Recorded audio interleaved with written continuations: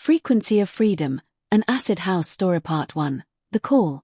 The flyer appeared in Maya's hand at 3 a.m. outside a dying club in Manchester, passed to her by a girl with coal-smudged eyes and a smile that promised something beyond the ordinary.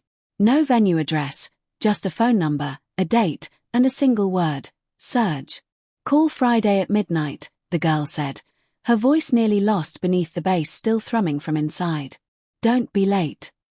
Maya studied the photocopied paper, its edges already softening from the mist that perpetually hung over the city. A crude smiley face grinned up at her, the symbol that had been appearing on walls and bridges across town for months. Beneath it, swirling typography that seemed to vibrate even when static, One Nation under a groove. She'd heard the rumors, of course. Everyone had. Warehouses transformed into temporary temples. Music that didn't just move your body but rewired your brain. A scene that operated in the gaps and shadows of the city, always one step ahead of the authorities, always dissolving before dawn like it had never existed at all. Friday arrived with agonizing slowness. Maya spent the week working her register job at the record shop, but her mind kept drifting to that flyer, now tucked in her jacket pocket, creased from constant touch. Her co-worker Danny noticed. "You got the call, didn't you?" he asked during a lull, his fingers absently flipping through a crate of imports. "I can always tell. People get this look." "What look?" "Like you just found out there's a door in your house you never noticed before." He grinned. "I went to my first warehouse party in '87. Changed everything.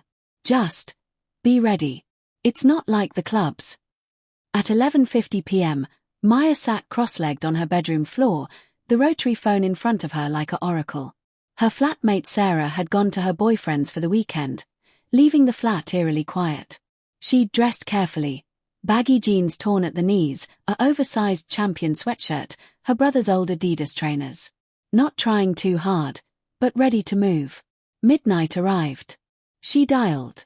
"Coordinates," a male voice answered. No greeting, no explanation. She heard music in the background, the distinctive squelch of a TB-303, that alien sound that seemed to have colonized the city's underground. Maya scrambled for a pen. Ready. Affleck's Palace. North entrance. 1:30 a.m. Look for the van with the broken taillight.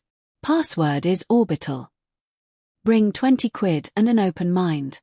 Don't be late. We won't wait. The line went dead. Part 2, The Journey.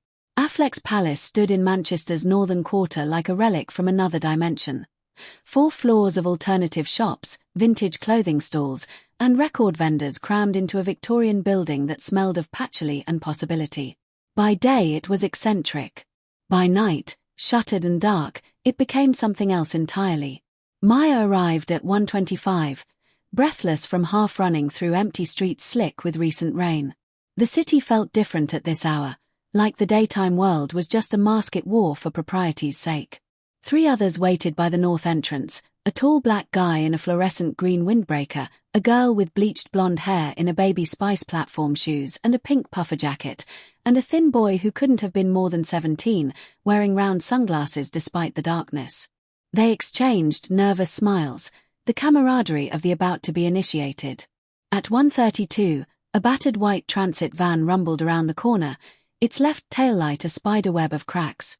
The side door slid open. A woman with close-cropped hair and paint-splattered dungarees leaned out. Password. Orbital, they chorused, almost in unison, then laughed at their eagerness. 20 quid each. In you get. The van's interior had been gutted, the metal floor covered with mismatched cushions and blankets. 8 others were already inside, sitting in near darkness. As Maya climbed in, she caught fragments of conversation. Scottish accents, Scouse, Brummie, London. The blonde girl helped her find a spot.